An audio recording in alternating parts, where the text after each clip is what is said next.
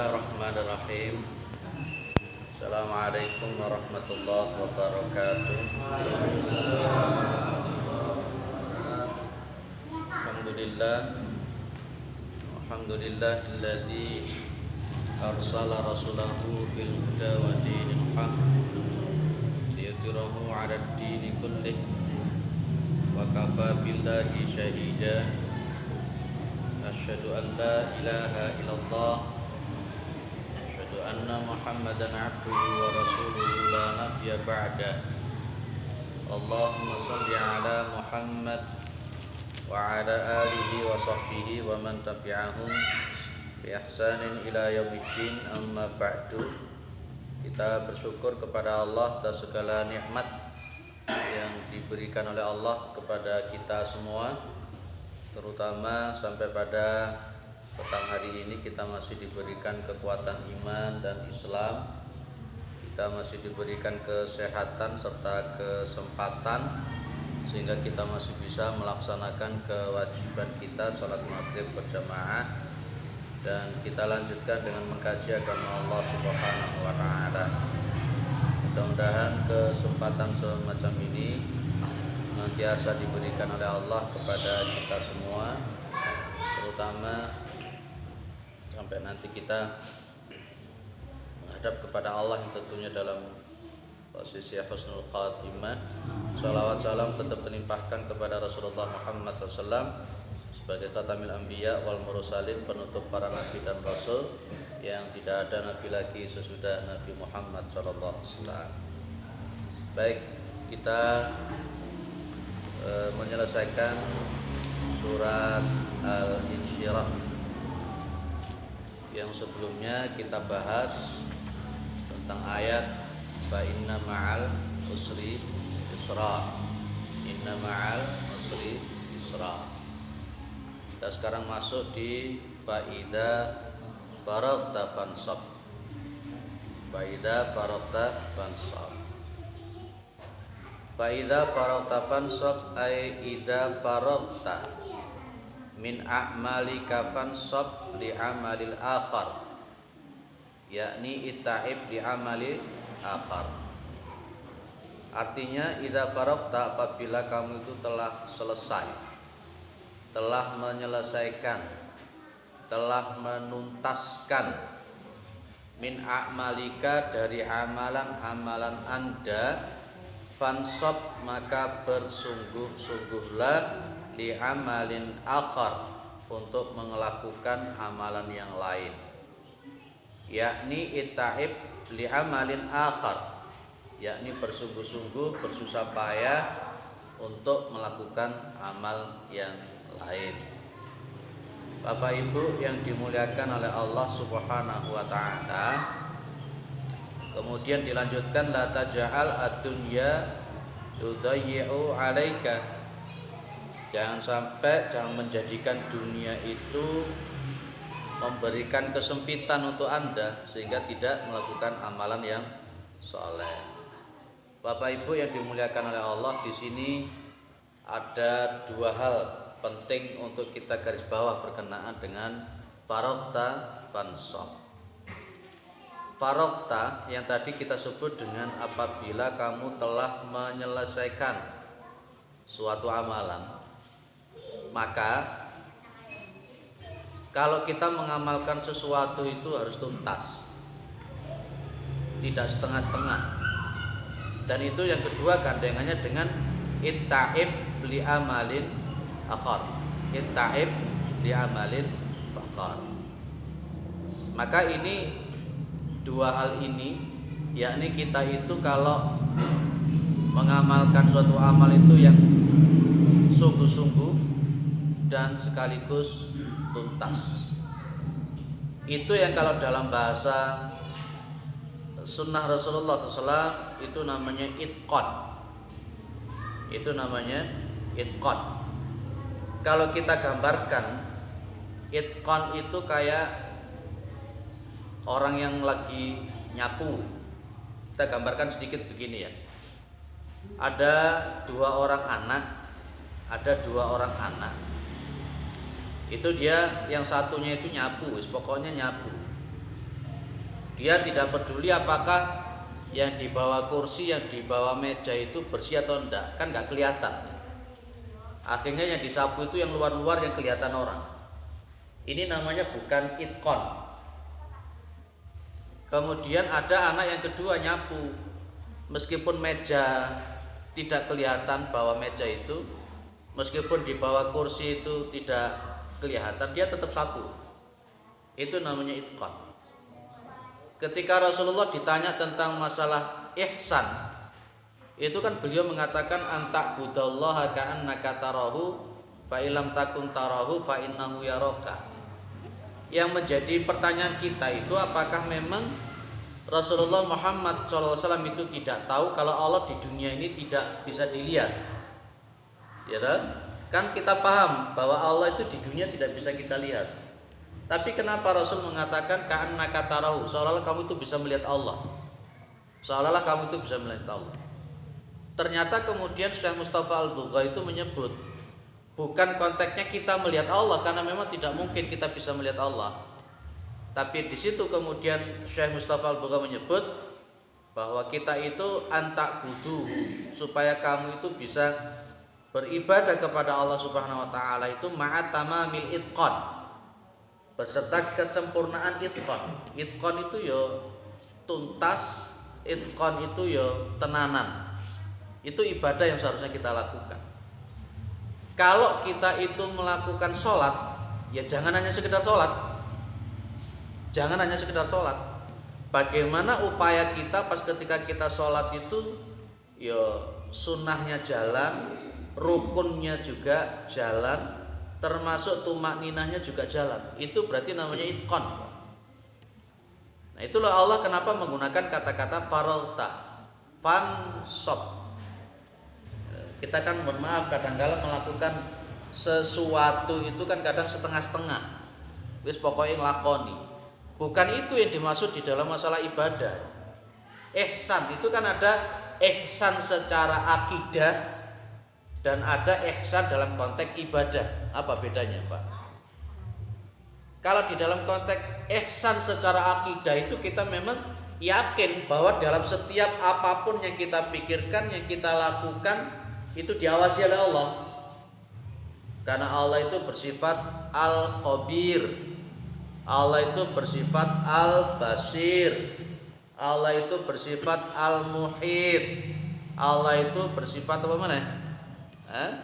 Itu al-muhit, al-basir, al-khabir, al-alim. Itulah Allah Subhanahu wa taala. Itu ihsan secara akidah. Dan ada ihsan dalam posisi ibadah.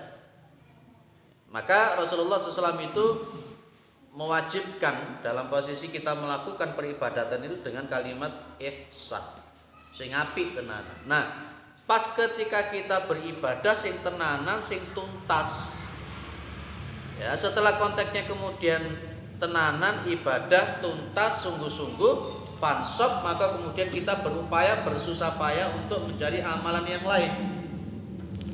Di sini Islam itu melarang kita jadi orang yang malas. Islam melarang kita menjadi orang yang malas. Justru Islam itu mendorong kita menjadi orang yang produktif. Gitu. Karena malas itu bukan dari Islam. Islam itu malah justru bagus. Kalau kita lihat para ulama-ulama dulu pada masa Umayyah, pada masa Abbasiyah, kita pahamkan yang menemukan angka 0 itu orang apa? Orang Islam. Dengan penelitian yang begitu luar biasa. Ya. Yang menemukan astronomi itu siapa? Yang menemukan kontak peredaran itu siapa? Dan sebagainya. Mereka itu tidak hanya konteksnya ibadah, kemudian mereka memahami Al-Quran dan kemudian dia bersungguh-sungguh untuk melakukan kegiatan-kegiatan yang diridhoi oleh Allah. Nah, kalau kita kan ngarepe TV, rokokan, ngombe kopi, enak. Loh memang boleh lah dalam konteksnya kita itu memang Rasulullah pernah mengatakan rawihu qulubakum sa'atan fasa'atan. Hibur hati kalian itu ya sekali-kali. Boleh kita menghibur diri kita itu boleh. Tapi lek kadung rokokan ngopi sampai berjam-jam gak lapo-lapo iki nyapa. Banyak sekali waktu yang terbuang. Padahal Rasulullah mengatakan apa? Min husnil islamil mar'i tarkuhu malaya. Nih, di antara bagusnya Islam iman seseorang itu dia akan meninggalkan sesuatu yang tidak bermanfaat. Mesti jenengan ngomong, aku rokokan ya bermanfaat, Pak. Aku ngopi ya bermanfaat, Pak. Mesti ngomong ngono sih. Akal-akalan yang wong saiki itu. Boleh, Bapak ngopi apa gak boleh? Yang melarang ngopi siapa? Tapi lerokok gak berani saya. Kau nasi pore, lah nasi pore.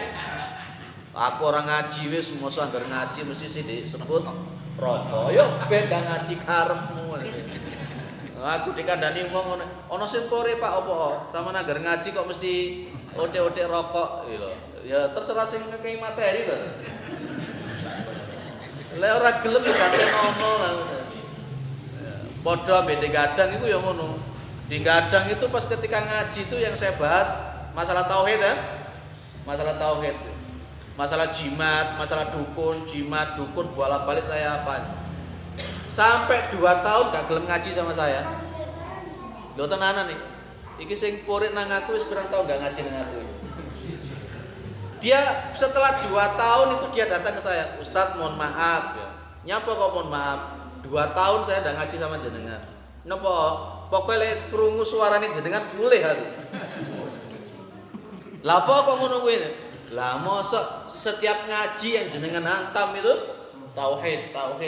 Soalnya dia seneng dukun, dia seneng jimat-jimat ngono kuwi. Lah sing seneng rokok-rokokan sapore itu. Sing seneng ngopi sapore itu. Nah, itu. Maksud saya loh, enggak ada larangan jenengan ngopi monggo, enggak ada larangan. Tapi yang dilarang itu ketika berlebihan. Lan ngopi loh, ngopi sampai 3 jam ini nyapa? Ya. Jenengan nang kafe, nang warung kopi, iku tukune kopi paling mek 10.000, 15.000 katakanlah begitu. Tapi so 3 jam gak metu-metu ke kafe iki nyapa? Jenengan rokokan, rokok menen apa, Pak? Iku lho no gambare lho, Pak. Lah, yo gambare. Jenengan rokokan seharusnya itu rokok mungkin berapa sih selesai? Berapa, Pak? Aku gak tahu rokokan tuh ada. 10 menit selesai. 10 menit selesai sudah oke maunya begitu. Lah nyapa sampai 2 jam 3 jam ini gak mari-mari. Opo sing dibayangne iki opo? Itu bertentangan dengan ayat faida faraqta fansab dan itu bertentangan dengan hadis min husnil islamil mar'i tarkuhu malaya nihi. Itu loh Pak. Makanya kenapa sih saya dari dulu tidak mau merokok itu di situ. Gara-gara wong ketagihan mari ngono. Males nglakoni lapo-lapo wis. Kadang di ngarepe kali itu. Ngarepe kali ngene berapa. Suwi men. Sak 2 jam, 3 jam, 4 jam, 5 jam. Betah. Lha ono ngisi pengajian ngene kan setengah jam wis panas kupinge ngene. Insyaallah. Clear ya. Sepeda tuh kok dono mulya rene lho udan kuat. Jadi ceramah yang ini kuat pora kira-kira. Faida faragta fansab. Itu makanya memang Islam itu tidak suka dengan orang yang malas. Makanya konteksnya kemudian ada kalimat kan apa namanya wa idza qudiyatis sholatu. Idza qudiyatis sholatu fantashiru fil ardi wabtaghu min fadlillah. Kalau sholat itu sudah ditunaikan, diselesaikan, fantashiru. Bertebaranlah di muka bumi. Setelah sholat sama Allah disuruh apa? Disuruh bertebaran di muka bumi. Itu apa? Wabtaghu min fadlillah. Silakan untuk mencari rezekinya Allah Subhanahu wa taala. Itu Allah. Lek wis salat mari ya lakonono yang lebih manfaat. Kadangkala mari Jumatan, mari oleh konsumsi, tunggu muangan gak mari-mari. Gak mari-mari. Boleh apa ya boleh. Saya tidak melarang jenengan duduk-duduk ngobrol dah apa. Kanjeng Nabi juga ngobrol, kadangkala yang ngelucu Kanjeng Nabi itu ya. Tapi Nabi Muhammad itu proporsional. Kapan waktunya istirahat, kapan waktunya ngobrol, kapan waktunya tidur, itu Nabi. Kapan waktunya ibadah, kapan waktunya untuk keluarga, itu Nabi sudah proporsional, Pak. Lah kita ini orang waktune ibadah digawe ngerumpi, waktune bermuamalah dengan masyarakat kita gunakan untuk hal-hal yang tidak proporsional, kita seringkali seperti itu. Jadi wa idza qudiyatis sholatu fantasiru fil ardi wabtaghu betul ya?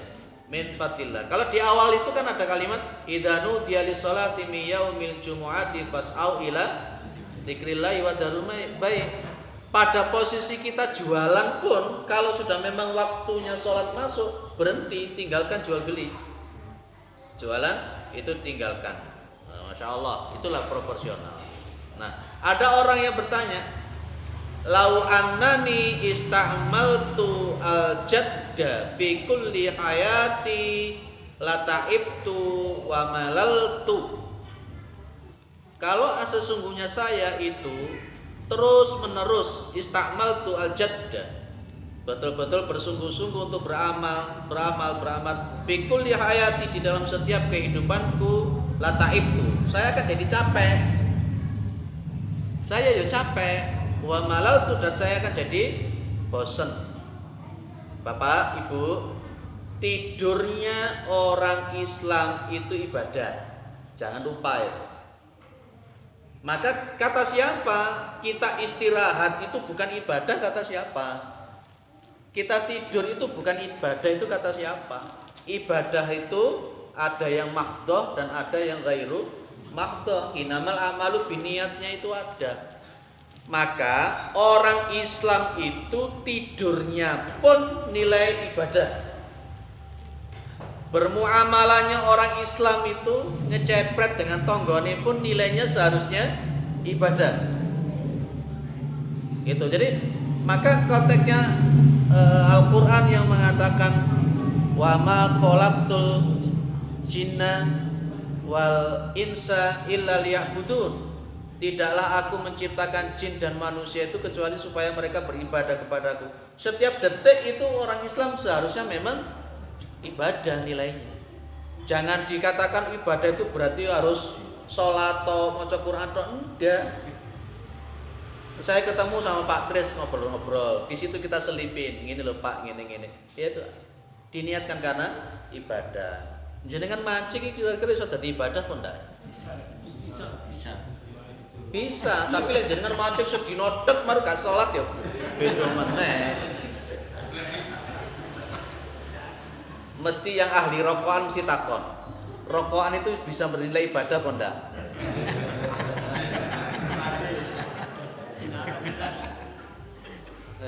Pak Arif, rokokan itu bernilai ibadah apa enggak?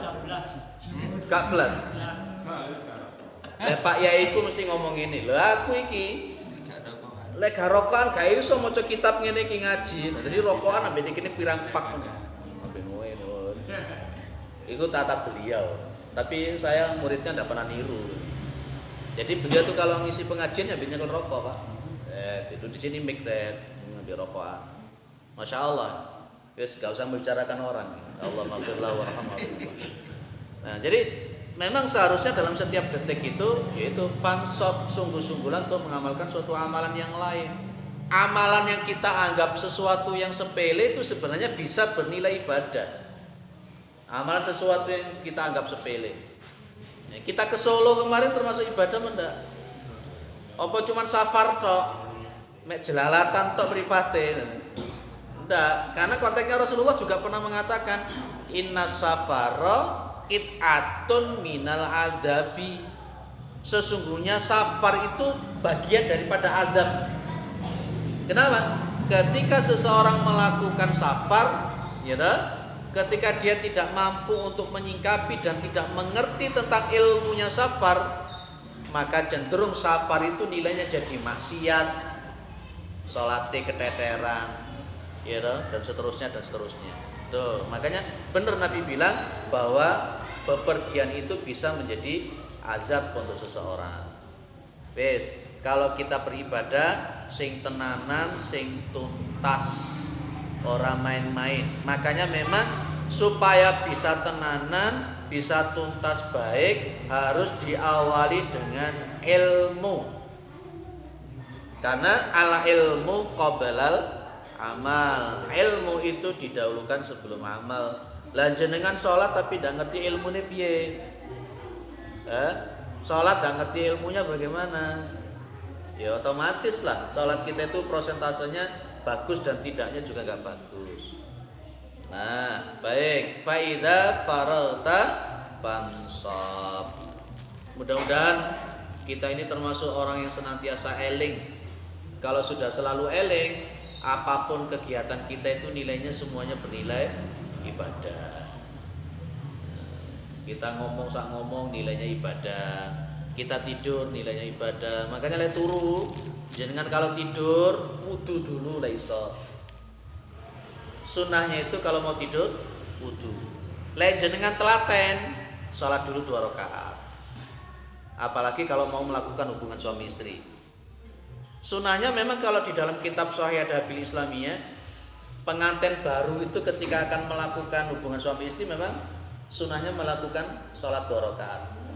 Kira-kira itu diamalkan untuk kita yang pengantin lawas ibe. Nanti malam umpamanya jenengan mau melakukan itu wudu sholat 2 rakaat bareng, baru kemudian jenengan melakukan hubungan suami istri, usip gitu. Ya ora ana sing nglakoni.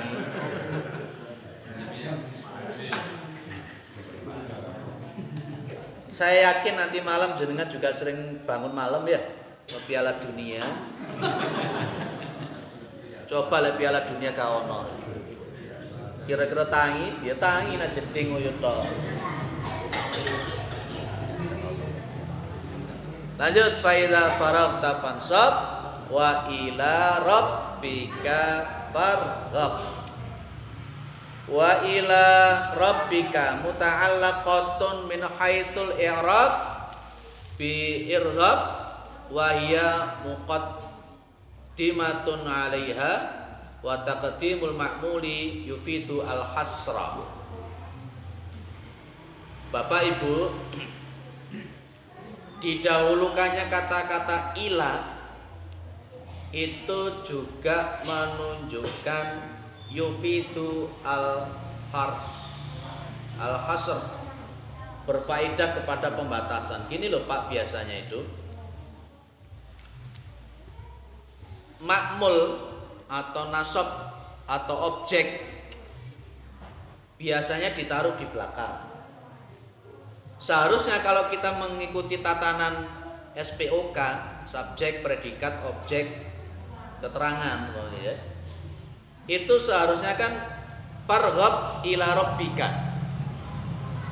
Kayak seperti kita baca Al-Fatihah seharusnya na'budu iyyaka wa nasta'inu iyyaka. Tapi oleh Allah kemudian objek penderita atau maf'ul itu ditaruh di depan. Akhirnya itu mempunyai faedah al-hasr wa taqdimul ma'muli yufidul hasra. Apa maksudnya Pak? Kalau ada kalimat wa ila rabbika farghab, maka orang Islam itu secara tauhid harapannya, baliknya, apa meneh, bergantungnya, apa meneh, ya segala sesuatunya, tawakalnya dan sebagainya itu ya hanya kepada Allah. Jangan bergantung kepada yang lain. Itu yang kita sebut dengan somadiyah. Somad. Allahu as-somad. As-somad itu kalau di dalam bahasa fikih Asmaul Husna, segala sesuatu, segala makhluk itu semuanya butuh sama Allah ini. Semuanya bergantung sama Allah ini. Itu as-somad. Itu as-somad. Kalau diterjemah Depak itu disebut dengan Allah itu tempat bergantung. Masih ingat dulu saya sampaikan antara ahadiyah dengan somadiyah dan wahidiyah. Masih ingat Pak? Ahadiyah itu apa? Wahidiyah itu apa? Halo? Ora eling ya? Ahad. Kalau dalam Asmaul Husna Allah itu Al-Ahad. Di dalam Asmaul Husna Allah itu Al-Wahid. Apa bedanya? Al-Ahad sama Al-Wahid. Apa bedanya, Pak? Pak podo ae podo-podo sijine kleru lah, Pak. Akhirnya nanti sama dengan Ilahinnas sama Robbinas, apa bedanya? Kalau terjemahan tekstual kan ilah itu ya Tuhan, Robbin itu Tuhan. Apa bedanya? Lek gak ngerti bedanya ya berarti belum paham. Maka ini antara ahad dengan wahid itu ada hubungannya dengan uluhiyah sama rububiyah. Kalau yang namanya ahad itu hubungannya dengan uluhiyah. Jenengan donga, jenengan berdoa, istighosa, jaluk rezeki, mengharap, rojak, khauf, itu hanya satu Allah tok. Itu ahad. Ahadiyahnya Allah. Kalau sementara wahidiyah itu hubungannya dengan konteks ketika Allah itu memberikan sesuatu. Allah satu-satunya yang ngasih rezeki, Allah satu-satunya yang ngasih nikmat, Allah satu-satunya yang ngasih sembarang kali macam-macam, itu cuma Allah. Maka itu adalah wahidiyah. Kalau jenengan mengingat wahid, itu berarti Allah tok sudah yang ngasih segala sesuatu. Jenengan sukses, jenengan pinter, jenengan iso hafal Quran, jenengan iso beli mobil macam-macam bla bla bla bla bla, itu mengerucutnya cuma satu Allah. Kalau jenengan ibadah, berdoa dan macam-macam, ingat satu Allah, namanya ahad. Qul huwallahu ahad, Allahus somad. Somadiyah itu berarti konteksnya memang semua makhluk, apapun makhluk itu pasti butuh sama Allah. Termasuk jenengan itu pasti butuh sama Allah. Kalau jenengan merasa tidak butuh sama Allah, itu kafir. Tak kafir nih. Tak giat nih soalnya mikir orang enek. Tapi ada hikmahnya. Karena mik ini tak delok tambah ketok serius dan ngono. Tapi ora patek krungu. Aku iku sing ngotot lho Pak iki, Pak. Mulai subuh mang. Ya, tidak apa-apa lah. Bismillah. Ini saya buat nilai ibadah. Saya belum dikasih karomah oleh Allah, meskipun tanpa mik bisa krungu semua belum ya. Tapi di belakang Ibu dengar ya Bu ya? Jelas ya Bu ya? Jelas. Pakai mic kadang kala ora jelas.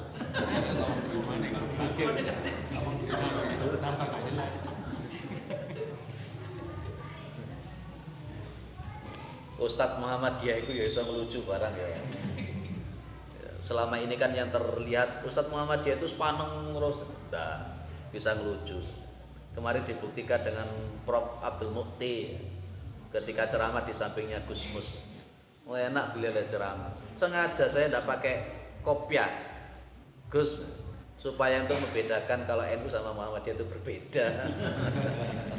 Enak lek ngomong. Clear? Wa ila rabbika farghab. Apa hubungannya dengan sebuah amal tadi, Pak? Di ayat sebelumnya itu Allah mengatakan fa idza faragta fansab. Lah kok kemudian Allah tiba-tiba bicara dengan wa ila rabbika farghab. Kita paham dalam ilmu tafsir itu ada munasabatil ayat. Setiap ayat mulai dari ayat 1 sampai ayat terakhir itu pasti ada munasabahnya. Pasti ada hubungannya, pasti itu sudah.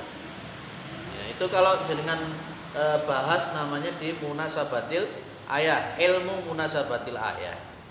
Sekarang jenengan saya ajak berpikir, di dalam ayat tadi itu bicara tentang tenanan dan sungguh-sungguh beribadah, kok tiba-tiba kemudian Allah bicara hanya kepada Allah kamu bergantung mengharap. Apa hubungannya? Apa hubungannya kira-kira di antaranya?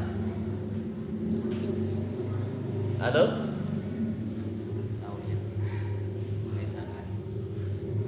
Farghab itu kan mengharap. Farghab itu kan bergantung. As-Samadiyah tadi itu, Al-Wahidiyah.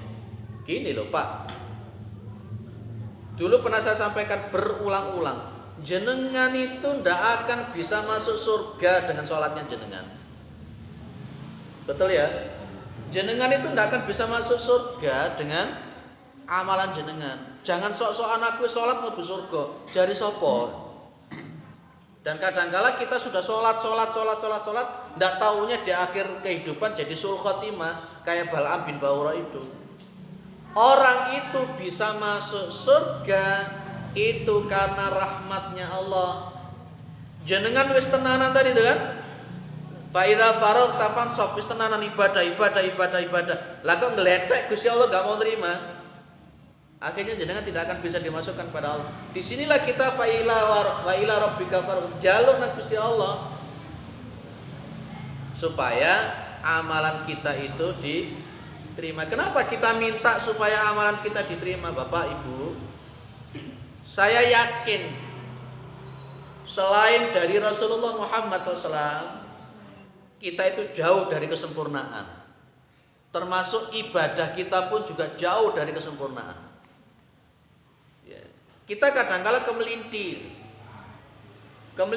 Oh aku sholat, sunnahnya bagus, ini bagus. Kira-kira tetap bisa diterima? Belum tentu. Ada ahwalul qulub ini terutama. Apa ahwalul qulub? Ini keadaan-keadaan hati. Makanya tadi pagi kita bahas tafsir itu ada latar kabunna tobakon an tobak. Ada ahwalul zaman, ada ahwalul makan, gitu kan? Kemudian ada ahwalul abdan, dan yang ketiga ahwalul qulub. Ini yang paling betul-betul menentukan amalan seseorang. Ahwalul qulub. Makanya dulu saya pernah mengatakan di sini, orang yang sholat yang kemudian kita itu melihat orang itu sujud, melihat orang itu ruku, dalam pandangan kita mungkin muslim ya Pak ya. Dalam pandangan kita mungkin muslim, tapi dalam pandangan Allah bisa jadi orang ini kafir. Dalam pandangan Allah mungkin orang ini munafik. Wong sholatnya itu sholatnya itu bukan karena Allah Subhanahu wa ta'ala, tapi karena yang lain. Maka Allah Subhanahu wa ta'ala pun nanti, Bapak Ibu yang dimuliakan oleh Allah itu pun juga akan menerima sholat orang itu tergantung dari berapa persen dia itu mengingat Allah Subhanahu wa ta'ala. Berapa persen orang itu mengingat Allah Subhanahu wa ta'ala. Tak baca no hadisnya. Tidak tahu jenengan termasuk yang berapa persen. Kayak mampu angsli toh. Iya. Enggak biasa asli ya. Coba lihat hadisnya nih. Innahu laisa laka min sholatika illa ma aqalta minha. Sesungguhnya tidak ada bagi Anda min sholatika dari sholat Anda illa ma aqalta, kecuali kamu yang berakal dalam sholat itu. Artinya wa eling. Jenengan lagi sholat gelambiar, berarti jenengan tidak dapat fadilah. Orang no pahala nih. Lupa kok angel mentok Pak. Akhirnya tadi pagi ada yang tanya, Ustaz, lain ngono bagaimana dengan orang yang wis daripada aku gak kusuk, aku gak sholat wis. Itu tambah orang jahil namanya, orang bodoh namanya itu. Ya, sama dengan Jumatan itu saya turun ikhlas. Soalnya Jumatannya golek konsumsi. Sudah biarkan aja dulu. Awal-awalnya mungkin seperti itu. Tapi ini jenengan yang sudah ahli ngaji setiap hari ini, saya kasih tahu. Orang itu tidak akan mendapatkan apapun dari sholatnya kecuali yang dia iling. Makanya Nabi betul pernah mengatakan, kam min qaimin laisa lahu min sholatihi illa sar. Betapa banyak orang itu yang sholat tapi dia tidak mendapatkan apa-apa kecuali cuman capeknya saja. Ini yang disebut dengan illa ma'akalta minha nisfuha. Di antara sholat itu ada orang itu elingi mek separuh. Le petang rakaat sing eling rong rakaat. Dadi entuke separuh. Warubuha seperempatnya. Berarti le petang rakaat iku sing eling sing pira? Le petang rakaat sing eling siji. Berarti sing 3 rakaat belas lah biar. Ada orangnya di sini ya?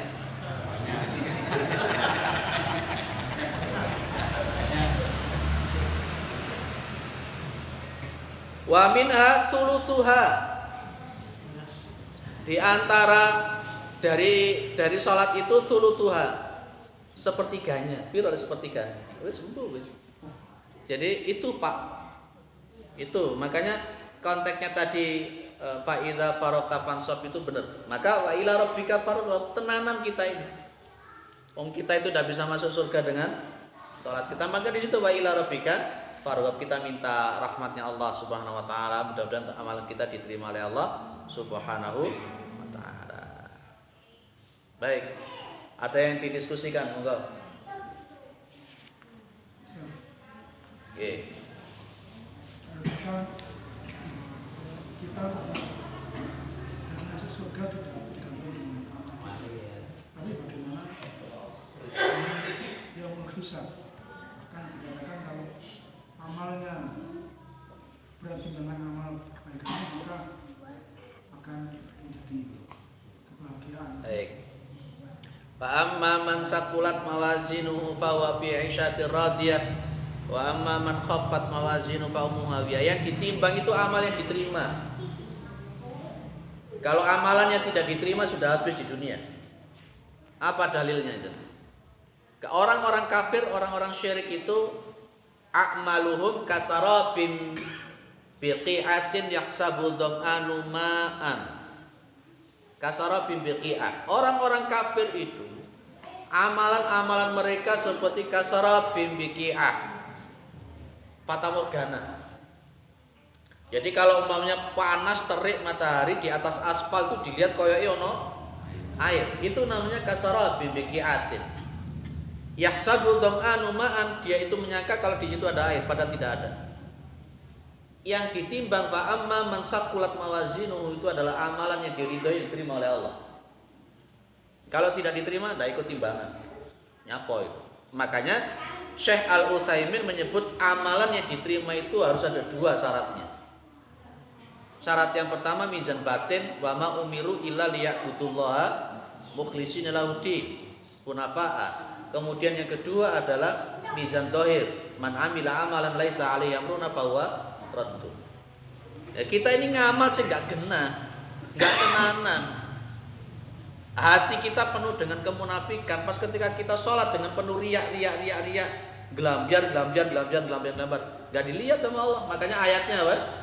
Fawailun, celaka bagi orang yang melakukan sholat yang di dalam sholatnya dia sahur lalai. Berarti diterima apa enggak? Enggak ikut timbangan. Enggak ikut timbangan berarti kan. Wah kalau seperti itu kira-kira nanti kita itu timbangannya piro Pak di dhuwur ya. Timbangannya kita nanti di yaumul qiyamah, padahal kita sudah rumangsa wis bener, rumangsa wis apa. Maka itulah gandengannya kenapa Allah memakai wa ila rabbika farghab, itu jaluk ya Allah. Allahumma inni a'udzubika min ilmin la yanfa' wa min qalbin la yakhsha. Apa lagi? Wa min amalin la yataqabbal minha. Ya Allah, saya itu minta supaya jangan sampai saya berlindung dari ilmu yang tidak bermanfaat, saya berlindung dari hati yang tidak khusyuk, saya berlindung dari amal yang tidak diterima. Nah, itu wa ila rabbika far. Kira-kira berapa persen Pak yang ditimbang amalan kita ini, Masya Allah. Sholatnya berapa persen Pak ilingnya? 25%. Si api Pak. Api. Jenengan 20% ini si api. Lah sing lian-liane berapa persen kira-kira? Elingnya itu. Lain 0, ya sudah karu-karuan gitu. Ya ngono iku kok dong-dongi aku iku lho wis mlebu surga iki gitu. Lah wong salate nglambyar kok mlebu surga piye to? Makanya saya bilang masuk surga menurut Nabi itu diliputi sesuatu yang tidak menyenangkan. Oh jenenge wong salat tapi khusyuk iku yo angel. Tapi insyaallah bagi orang yang terbiasa insyaallah. Makanya mungkin nanti kita dapat syafaat dari Nabi. Sehingga kita sholatnya sih rodo-rodo mudah-mudahan dapat syafaat. Tapi syaratnya dapat syafaat itu yo abot. Wes ada yang lain? Oke, monggo. Kalau Ustaz, begini Ustaz, karena untuk bisa sholat yang tuntas harus sholat lahir batin.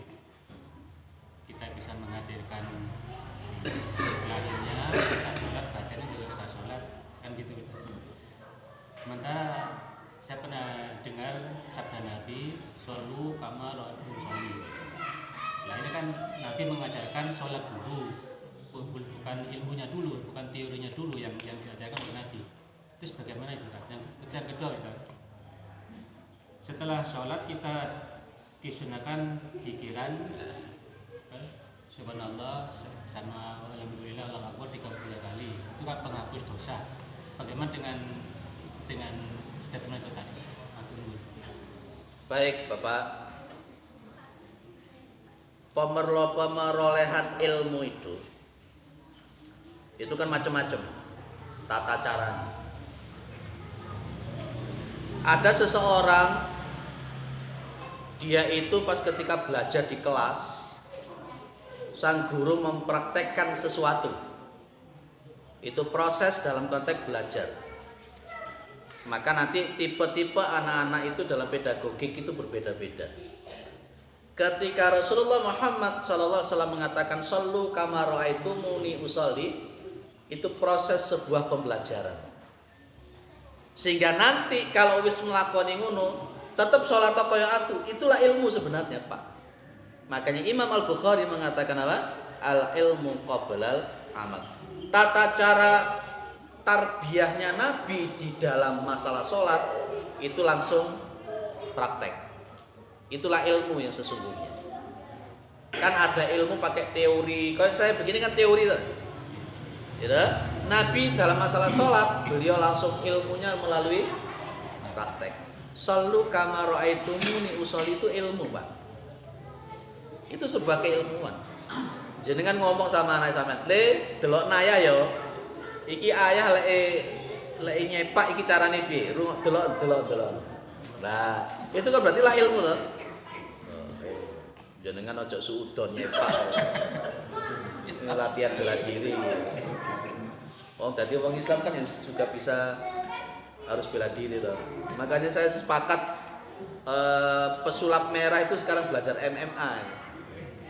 Oh, menang Blitar katanya dia orang ngerti bela diri susah gitu. Nganu Samsudin.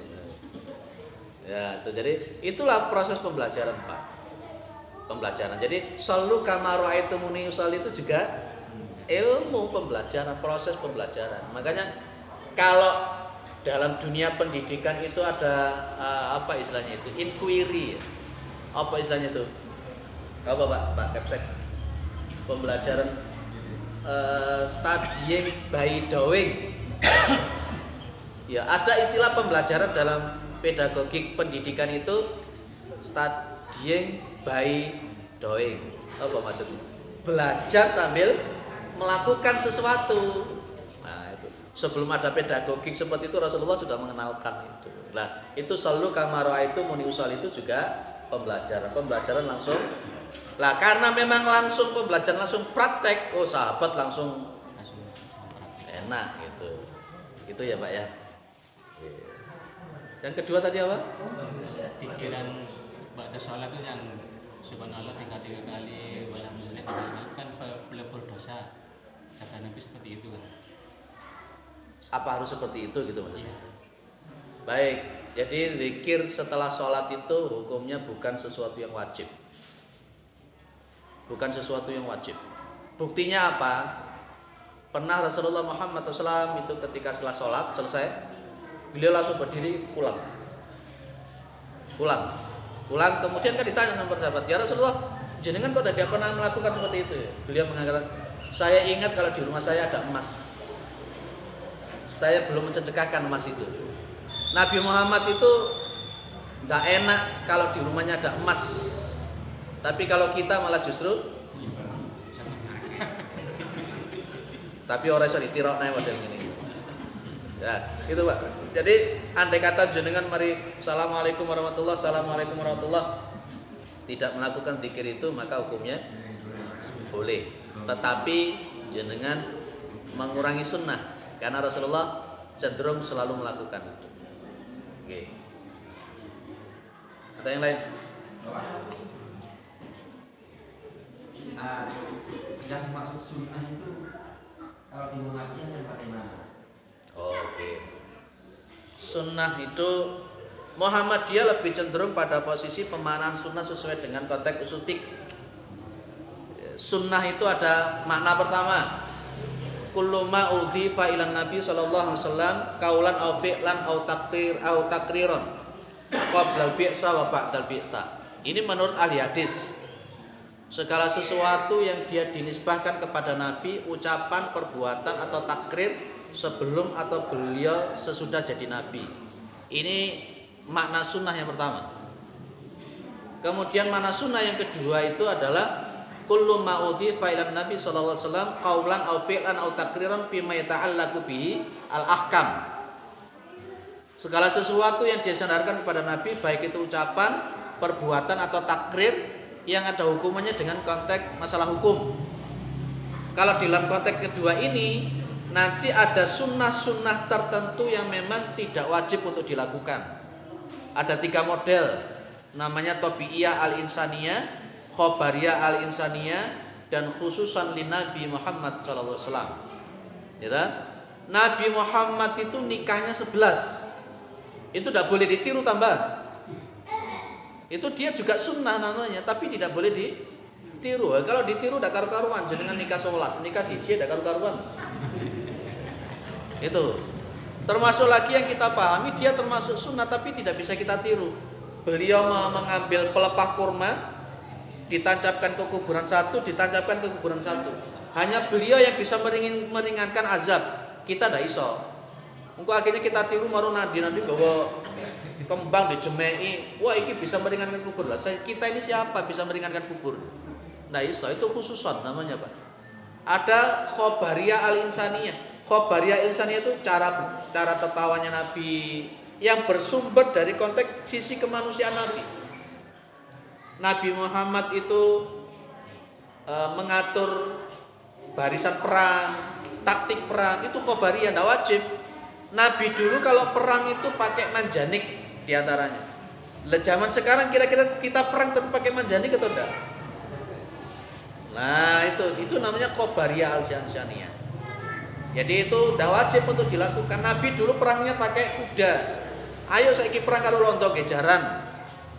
Oh ini sunnah ini. Sementara mereka pakai. Itu loh maksud saya. Itu ya Pak ya. Jadi ada 3 sunnah yang memang yang tidak wajib untuk diikuti. Khobariyah, Tabi'iyah, khususan jenengan buka di kitab usul fiqh. Ini pentingnya belajar usul fiqh kan juga begitu. Dan juga nanti ada yang namanya makna sunnah yang lain. Makna sunnah yang lain itu dari ulama fikih. Kalau dilakukan dapat pahala, kalau tidak dilakukan tidak apa-apa. Lah Muhammadiyah memilih yang mana? Muhammadiyah memilih yang kedua. Muhammadiyah memilih yang kedua, yang lebih kuat seperti itu. Makanya Muhammadiyah itu kan juga lebih apa ya? Lebih pertengahan. Ndak melulu sholat kudu gawe sarung, nek gak sarungan. Ndak melulu kudu gawe kopiah, ndak. Karena Muhammadiyah memahami konteksnya, ada pemahaman yang tekstual, ada pemahaman yang kontekstual, sehingga ada 3 macam sunnah itu yang tidak harus ditiru. Contoh. Muhammadiyah itu memandang bahwa pakaian itu adalah yang termasuk Khobariyah al-Insaniyah. Kalau umpamanya cara berpakaian itu bukan khobariyah al-insaniyah, nuwun sewu. Setiap hari jenengan harus pakai serban. Setiap hari jenengan harus pakai gamis yang panjang. Nang pasar juga gaya serban, gaya opo kaya teman-teman itu jamaah tabligh itu. Lah, bagi Muhammadiyah tidak seperti itu memahaminya. Nah, gitu loh. Itu namanya khobariyah. Khobariyah. Termasuk ini kan khobariyah, Pak. Ini bukan sesuatu yang bid'ah, ini khobariyah. Muhammadiyah memandang karpet bukan sesuatu yang bid'ah. Pada zaman Nabi pakai pasir karena memang adanya itu. Guys, itu panjang. Jadi Muhammadiyah pakai yang 2. Yang nomor 2. Oke, itu ya. Mudah-mudahan bermanfaat. Mudah-mudahan kita adalah orang-orang yang husnul khatimah. Subhanakallahumma wa bihamdika asyhadu an la ilaha illa anta astaghfiruka wa atubu ilaik. Assalamualaikum warahmatullahi wabarakatuh.